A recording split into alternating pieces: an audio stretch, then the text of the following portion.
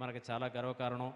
ఆ యొక్క వ్యక్తిని ఇక్కడికి తీసుకొచ్చిన మన గుమ్మడి నరసయ్య గారు చాలా గొప్ప వ్యక్తి అని మన మన మన ప్రాంతవాడ కాబట్టి మనందరం కూడా చప్పట్లతోటి ఆయన మాట్లాడవలసిందిగా వారి యొక్క సందేశాన్ని ఇవ్వవలసిందిగా కోరుకుంటున్నామండి.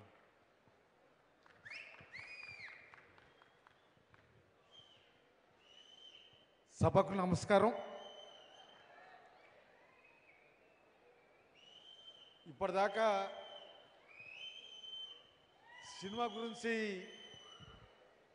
మాట్లాడమంటే అందరూ నా గురించే మాట్లాడారు. కవితక్క నా గురించే మాట్లాడింది, సాంబశివరావు గారు, మంత్రి గారు.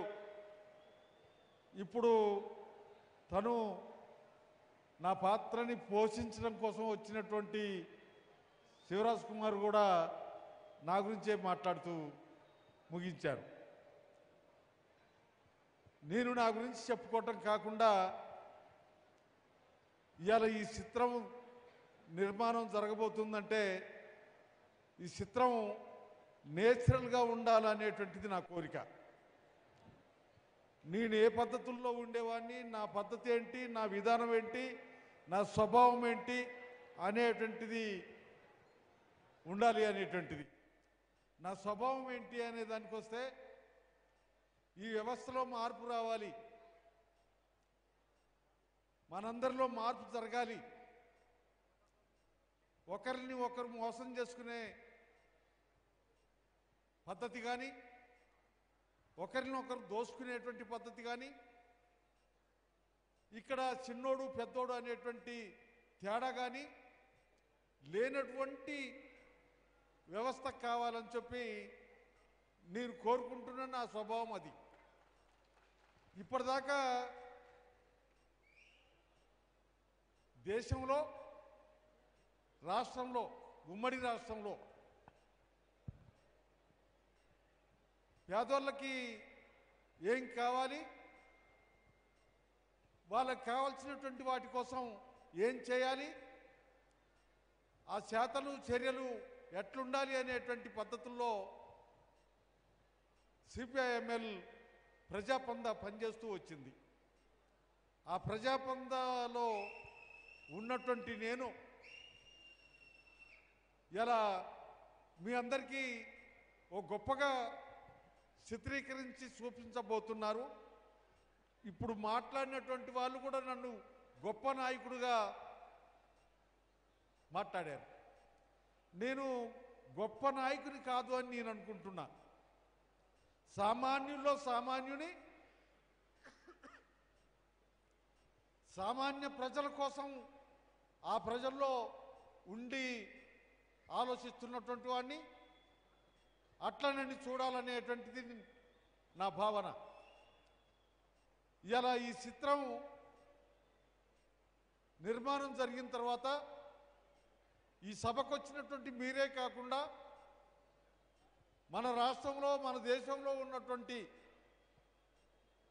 ప్రజలందరూ చూసి ఆ మార్పుకి స్పందిస్తారని చెప్పి, ఆ మార్పుని అమలు చేస్తారని ఆశిస్తారని నేను కోరుకుంటున్నా, భావిస్తున్నా. ఇలా మనం అందరం ఎక్కడున్నాం, ఏం చేస్తున్నాం, జరుగుతున్నటువంటి పరిణామాలు ఏంటి అనే విషయానికి వస్తే మనల్ని పాలించేటువంటి పాలకులు, ప్రభుత్వాలు మనకు సాలినంత సౌకర్యాలు కల్పిస్తలేరు. మనకున్నటువంటి సమస్యలన్నింటినీ పరిష్కరించే స్థితిలో లేరు. అందుకనే ఆ సమస్యల పరిష్కార దిశగా ప్రయాణం చేయాల్సినటువంటి అవసరం ఉంది. మనం కళ్ళు తెరవడం కాకుండా మన పాలకుల్ని కళ్ళు తెరిపించాలి అనేటువంటి భావన నేను భావిస్తున్నాను. కళ్ళు తెరుచుకొని ఉన్నారా, మూసుకొని ఉన్నారా అనేటువంటి దానికి వస్తే ఎప్పటికప్పుడు గొప్పలు చెప్తున్నారు, హామీలు ఇస్తున్నారు. కానీ ఆ గొప్పలకి సంబంధం లేనటువంటి పద్ధతుల్లో, హామీల్ని అమలు చేసే పద్ధతుల్లో లేరు అనేటువంటిది మనకందరికీ కనపడుతుంది. అందుకని ఈ సినిమా, ఈ పిక్చరు, ఈ చిత్రం దాన్ని చూపేబోతుంది అని నేను భావిస్తున్నా. 3 సంవత్సరాల నుండి డైరెక్టర్ పర్మస్ దీనికి సంబంధించినటువంటి నాకు సంబంధించిన నా బాల్యం నుంచి మొదలుకొని ఇప్పటిదాకా ఏంటి అనేటువంటి దాన్ని తెలుసుకున్నటువంటి హిస్టరీని ఇప్పుడు మన ముందుంచబోతున్నాడు. ఏదైతే మొత్తానికి ఈ చిత్రం నిర్మాణం జరగాలన్నా దానికి కావాల్సినటువంటి గ్రౌండు, దానికి కావాల్సినటువంటి యంత్రాంగం ఇవన్నీ అవసరం. దాంట్లో మరి మనం ఎన్టీ రామారావుని చూసాం, ఇప్పుడు చిరంజీవి గారిని చూస్తున్నాం, ఇంకా చాలామంది సినిమా యాక్టర్లని చూస్తున్నాం, ఆ సినిమాలు చూస్తున్నాం. అటువంటి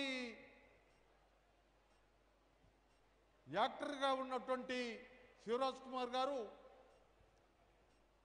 పర్మిస్ పోయి కోరగానే ఒప్పుకొని ఓపికగా ఇవాళ మన పాల్వంచకి రావటం సంతోషకరమైనటువంటి విషయం.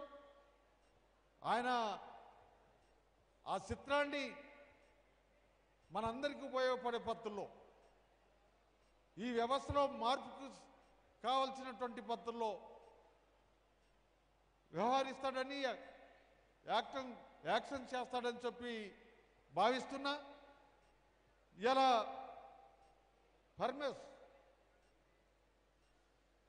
పర్మస్ చాలా రిస్క్ తీసుకున్నాడు. ఆయన తీసుకున్నటువంటి రిస్క్ని ఇక్కడ మన పాల్వంచలో ఉన్నటువంటి సురేష్ రెడ్డి గారిని కూడా దింపాడు. మొత్తానికి సురేష్ రెడ్డి గారు, పరమేశు, శివరాజ్ కుమార్ గారు వీళ్ళు మన ముందున్నారు. ఇప్పుడు మన ముందుకి రాబోతున్నారు. మన ముందుకి వచ్చేటువంటి చిత్రం ప్రజలకి ఉపయోగపడే పద్ధతుల్లో, ప్రజలు ఆలోచించే పద్ధతుల్లో, ప్రజల్లో మార్పు వచ్చే పద్ధతుల్లో ఉండాలని చెప్పి కోరుకుంటూ సెలవు తీసుకుంటున్నా.